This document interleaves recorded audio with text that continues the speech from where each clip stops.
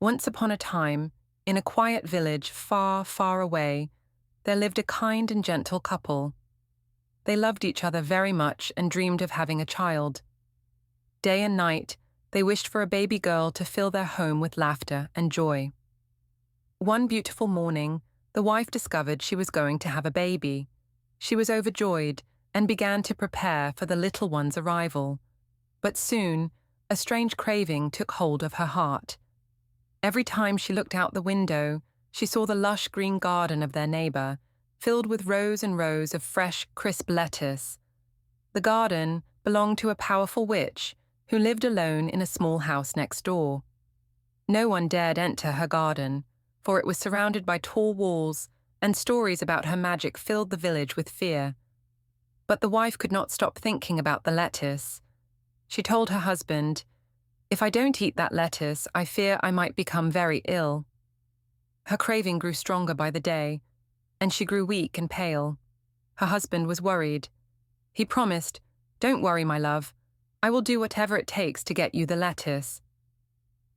Late one night, he gathered all his courage and climbed the high wall surrounding the witch's garden.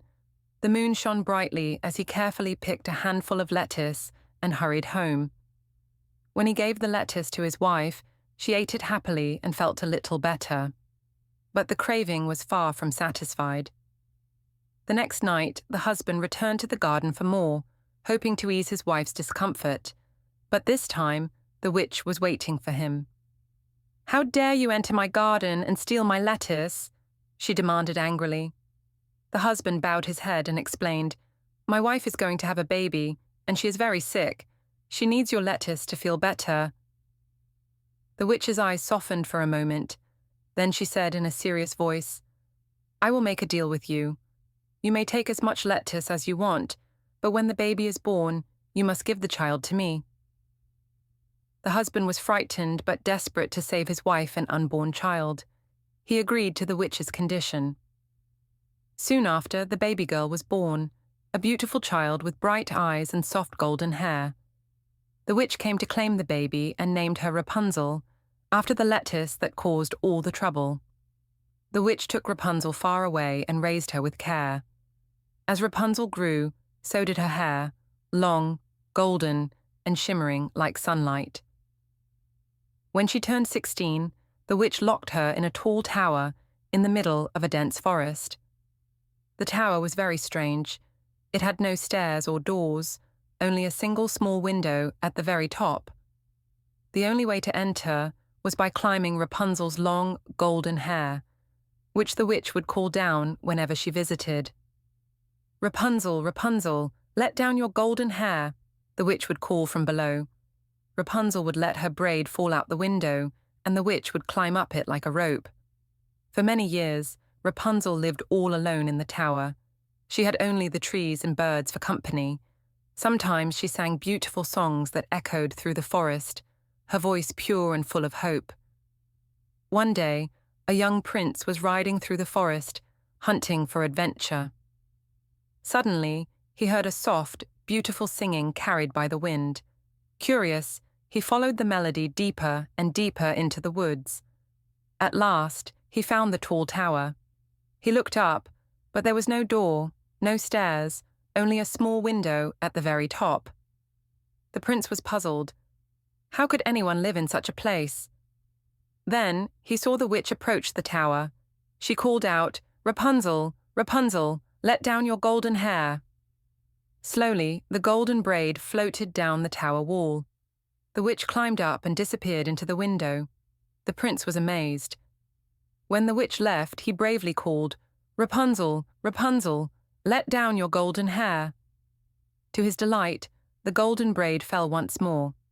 Carefully, the prince climbed up the shining rope and entered the tower. There he found Rapunzel, her eyes wide with surprise, her smile bright and warm. From that day on, the prince visited Rapunzel in secret. They talked for hours, sharing stories and dreams. Rapunzel told him about her lonely life in the tower and her hope for freedom. The prince promised, "I will find a way to rescue you. We will leave this place and be together." Rapunzel's heart filled with joy, but she also felt a whisper of fear. The witch was powerful, and they had to be careful. One evening, the prince brought a plan. "Rapunzel, when the witch comes to visit, let your hair down as usual. I will climb up quietly and help you escape. Together, we will find a new life beyond the forest." Rapunzel agreed, her hands trembling with hope. But fate was not on their side. The witch discovered the prince's visits.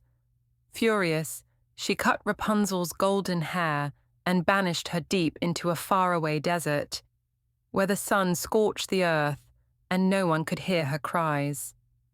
When the prince came to the tower that night, he called for Rapunzel, but the witch let down the cut hair instead.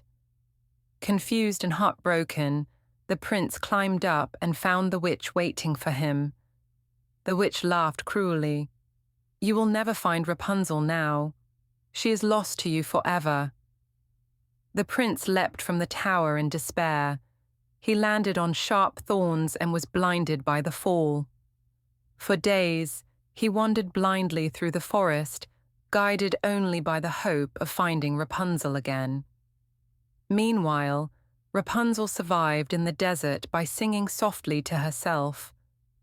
One day, her voice reached the prince's ears through the wind. Guided by her song, the prince found her, and tears of joy streamed down their faces.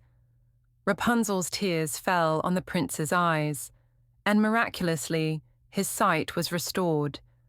Together, they returned to the kingdom, where they were welcomed with love and happiness. They lived happily ever after, reminding everyone that no matter how dark or lonely life may seem, hope and love can light the way.